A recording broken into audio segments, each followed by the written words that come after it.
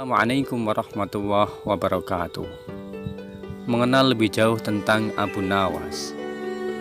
Abu Nawas merupakan seseorang yang dilahirkan pada tahun 750 Masehi dan meninggal pada tahun 819 Masehi di kota Baghdad.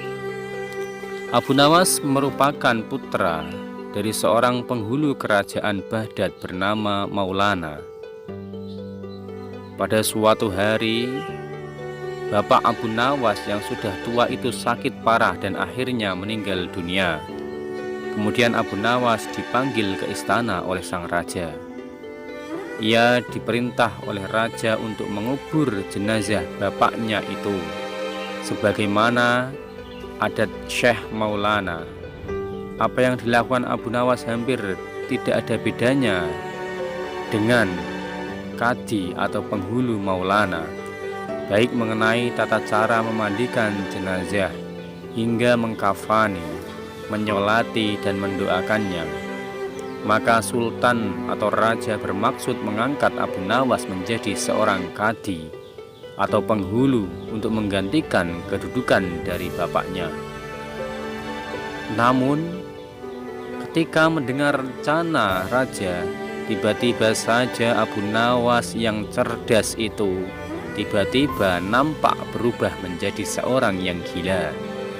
Seusai upacara pemakaman dari ayahnya, Abu Nawas mengambil sebatang pohon pisang dan diperlakukannya seperti kuda. Ia menunggang sebatang pohon pisang tersebut layaknya menunggangi seekor kuda. Dia berlari dari kuburan ayahnya menuju rumah. Orang yang melihat menjadi terheran-heran.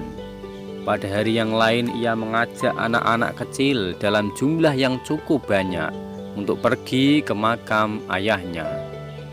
Dan di atas makam bapaknya tersebut ia mengajak anak-anak bermain rebana dan bersuka cita. Kini semua orang semakin heran atas kelakuan si Abu Nawas itu. Mereka menganggap Abu Nawas sudah menjadi gila karena ditinggal mati oleh bapaknya. Pada suatu hari, ada beberapa orang utusan dari Sultan Harun ar-Rasyid datang untuk menemui Abu Nawas. "Wahai Abu Nawas, engkau dipanggil oleh Sultan untuk menghadap ke istana," kata wazir atau utusan Sultan. "Untuk apa? Untuk apa Sultan memanggilku? Aku tidak ada keperluan dengannya," jawab Abu Nawas dengan entengnya seperti tanpa beban. "Hai Abu Nawas, kau tidak boleh berkata seperti itu kepada rajamu." "Hai wazir, utusan raja, kau jangan banyak cakap. Cepat ambil ini kudaku, mandikan di sungai supaya bersih dan segar," kata Abu Nawas sambil menyodorkan sebatang pohon pisang yang dijadikan kuda-kudaan. Si wazir ataupun utusan raja hanya menggeleng-geleng kepala melihat kelakuan Abu Nawas. "Abu Nawas, kau mau apa tidak menghadap kepada Sultan?" bentak wazir. "Katakan kepada rajamu, aku sudah tahu, maka aku tidak mau menghadap raja," Abu Nawas menjawab pula dengan bentakan. "Apa maksudnya Abu Nawas?" tanya wazir dengan rasa penasaran. "Sudah, pergi sana. Bilang saja begitu kepada rajamu." Segera Abu Nawas sembari menyaruk debu dan dilempar ke arah si wazir dan teman-temannya. Kemudian si wazir segera menyingkir dari halaman rumah Abu Nawas. Mereka melaporkan keadaan Abu Nawas yang seperti tak waras itu kepada Sultan Harun ar-Rasyid. Dengan geram dan marah, Sultan berkata, "Kalian sungguh bodoh semua. Hanya menghadapi Abu Nawas untuk dihadapkan kepadaku saja tak becus. Ayo pergi sana ke rumah Abu Nawas, bawa dia kemari dengan sukarela atau dengan paksa." Si wazir segera mengajak beberapa prajurit istana. Dengan paksa Abu Nawas dihadirkan di hadapan raja. Namun lagi-lagi di hadapan raja Abu Nawas berlagak bloon. Bahkan tingkah ugal-ugalan tak selayaknya berada di hadapan seorang raja. Abu Nawas bersikap sopan. Abu Nawas bersikap sopanlah sedikit, tegur Baginda. Ya Baginda, tahukah Anda? Apa Abu Nawas? Baginda, terasi itu asalnya dari udang. Kurang ajar, kau menghinaku, bentak sang raja. Tidak Baginda, siapa bilang udang berasal dari terasi? Baginda merasa dilecehkan, ia naik hati, ia naik darah dan segera memberi perintah kepada para pengawalnya.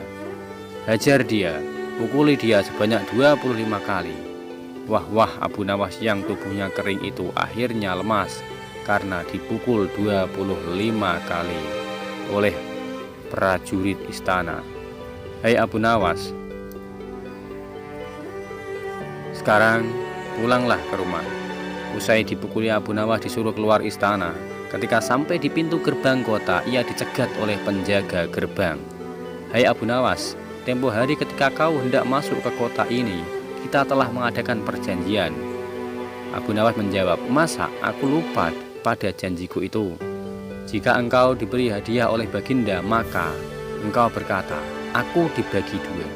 Engkau satu bagian dan aku satu bagian. Nah, sekarang mana bagianku? Kata penjaga gerbang istana. Hei penjaga pintu, apa kau benar-benar menginginkan hadiah Baginda yang diberikan padaku hari ini? Tanya Abu Nawas. Ya, tentu, itu kan sudah merupakan perjanjian kita, jawab seorang penjaga pintu gerbang. Baik, aku berikan semua saja, bukan hanya separuh, tapi semua untukmu. Wah, ternyata kau baik sekali Abu Nawas, kata sang penjaga gerbang dengan berseri-seri. Memang harusnya begitu, kau kan sudah sering menerima hadiah dari Baginda. Tanpa banyak cakap lagi, Abu Nawas mengambil sebatang kayu yang agak besar, lalu orang itu dipukuli sebanyak 25 kali. Tentu saja orang itu menjerit-jerit kesakitan dan menganggap Abu Nawas telah menjadi gila. Setelah penunggu gerbang kota itu kelengar, Abu Nawas meninggalkannya begitu saja. Ia terus melangkah pulang ke rumah. Sementara itu, si penjaga pintu gerbang mengadukan nasibnya kepada Sultan Harun ar-Rasyid. Ya tuanku Syah Alam, ampun beribu ampun, hamba datang kemari mengadukan Abu Nawas yang telah memukul hamba sebanyak 25 kali tanpa suatu kesalahan. Hamba mohon keadilan dari tuanku Baginda. Baginda segera memerintahkan pengawal untuk memanggil Abu Nawas. Setelah Abu Nawas berada di hadapan Baginda, kemudian Abu Nawas ditanya, hai Abu Nawas, benarkah kau telah memukuli penunggu pintu gerbang kota ini sebanyak 25 kali pukulan? Abu Nawas menjawab, ampun tuanku, hamba melakukannya karena sudah sepatutnya dia menerima pukulan itu. Apa maksudmu Nawas? Coba kau jelaskan sebab musabab kau memukuli orang itu, tanya Baginda. Tuanku, kata Abu Nawas, hamba dan penunggu pintu gerbang ini telah mengadakan perjanjian bahwa jika hamba diberi hadiah oleh Baginda, maka hadiah tersebut akan dibagi dua. Satu bagian untuknya dan satu bagian untuk saya. Nah, pagi tadi hamba menerima hadiah 25 kali pukulan, maka saya berikan pula hadiah 25 pukulan kepadanya atas permintaannya sendiri. Kemudian raja berkata, hai penunggu pintu gerbang, benarkah kau telah mengadakan perjanjian seperti itu dengan Abu Nawas? Tanya Baginda. Kemudian sambil menunduk dan tidak bisa berkata-kata, dia menjawab, benar tuanku raja. Jawab penunggu pintu gerbang, tapi hamba tiada mengira jika Baginda memberikan hadiah berupa pukulan, bukannya uang emas. Baginda tertawa. Dasar tukang peras, sekarang kena batunya kau, saut Baginda. Abu Nawas tiada bersalah.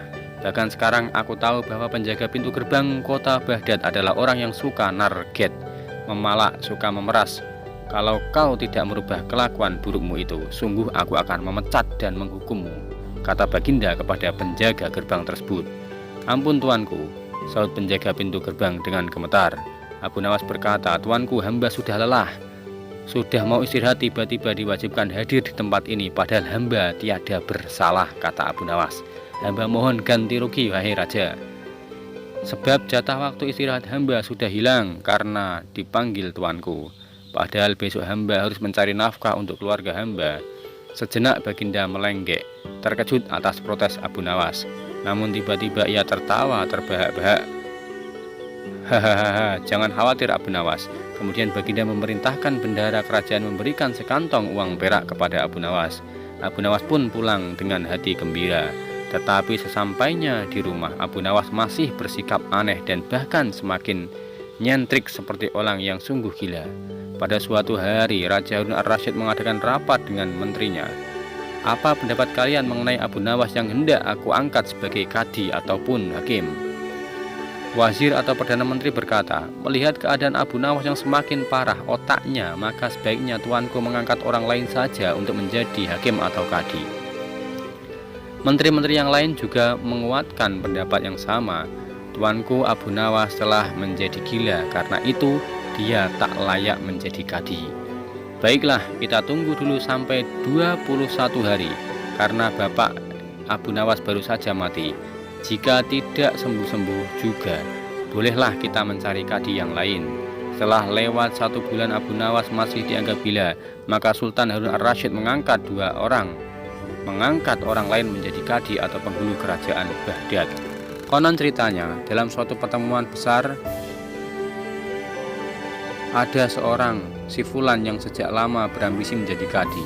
Ia mempengaruhi orang-orang di sekitar baginda untuk menyetujui jika ia diangkat menjadi kadi, maka tatkala ia mengajukan dirinya menjadi kadi kepada baginda, maka mudah baginda menyetujuinya.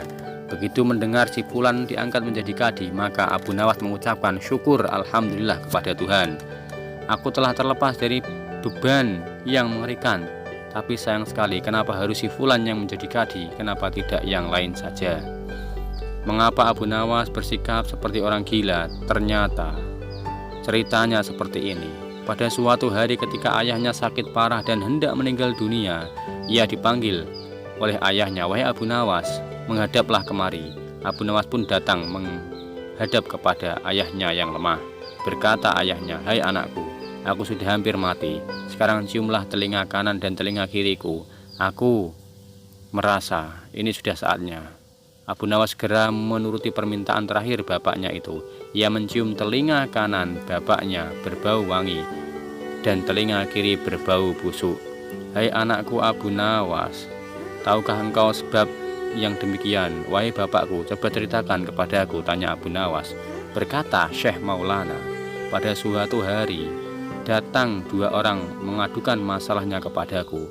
Yang seorang aku dengarkan keluhannya, tetapi seorang yang lain tidak aku dengarkan keluhannya karena aku tidak suka padanya. Inilah resiko menjadi seorang penghulu, hakim atau kadi. Jika kelak kau suka menjadi kadi atau hakim atau penghulu, maka kau akan mengalami hal yang sama.